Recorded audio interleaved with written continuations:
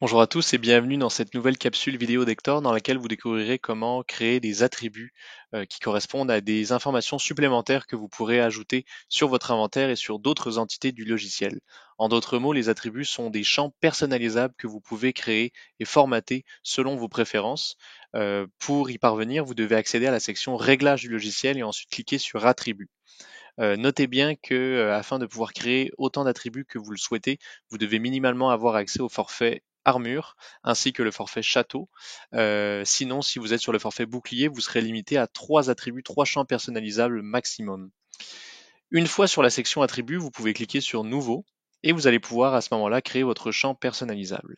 Vous devrez choisir dans un premier temps l'entité sur laquelle vous souhaitez ajouter votre champ personnalisable. Ça peut être sur l'inventaire, ça peut être sur des endroits, au niveau du module de prêt, en guise de questions que les usagers devront répondre lors de la confirmation de leur réservation, ou sur le module d'opération pour tout ce qui concerne les bons de commande, transfert, travail, etc.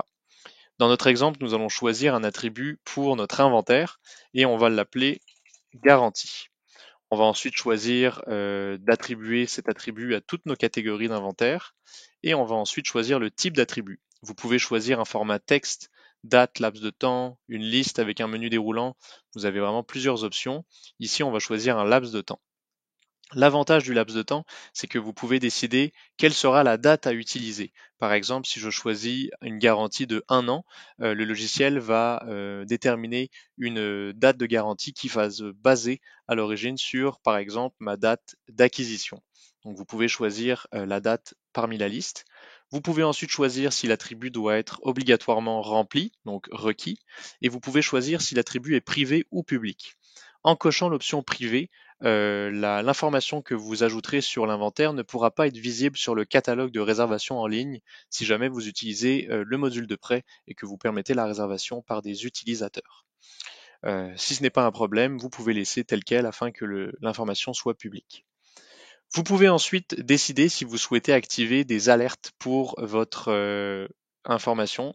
Donc ici, on peut déclencher un rappel qui sera envoyé à un groupe d'utilisateurs selon un certain seuil, par exemple 1 mois à l'avance, 1 jour à l'avance, afin que vous soyez alerté.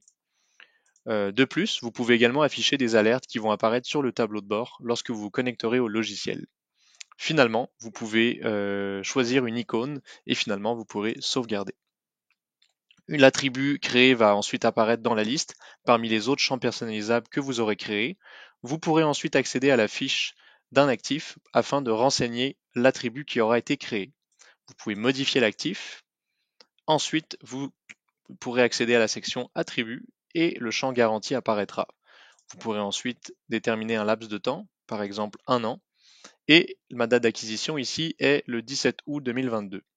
Je vais donc sauvegarder et ma date de garantie va se mettre à jour automatiquement au 17 août 2023.